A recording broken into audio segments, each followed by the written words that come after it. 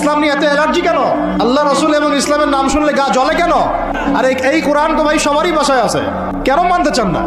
এত কেন ভনিতা কোরআনের সাথে? বাঁচবই বা কতদিন আমরা? সর্বোচ্চ 100 বছর।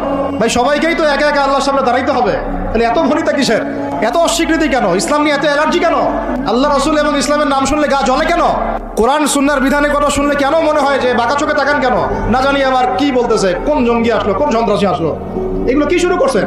এটা কোরআনের কথা, হাদিসের কথা, আল্লাহর কথা, রসুলের কথা। এখানে এইসব শব্দ প্রয়োগ করেন কেন? কবরে কি আমরা যাবো, আপনারা যাবেন না? আপনাদেরকে হিসাব দেওয়া লাগবে না? কি মনে করতেছেন আপনারা? আর এই উম্মার বিজয়ের জন্য কি শুধু আমাদের একার দায়িত্ব না, সবার দায়িত্ব আছে?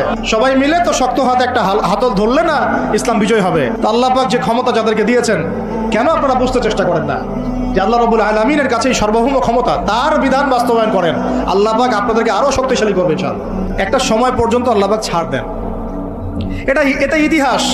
নমরুদ একটা লম্বা সময় ছাড় পাইছে, ফিরআউন আরো লম্বা একটা সময় ছাড় পাইছে। ইতিহাসটা খালি পড়বেন কোরআনের, কত যে কম পৃথিবী থেকে চলে গেছে এরই হিসাব নাই।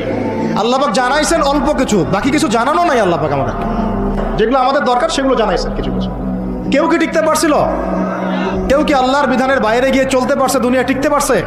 কেউ কি চিরস্থায়ী ছিল? কোন নবীও তো চিরস্থায়ী ছিল না।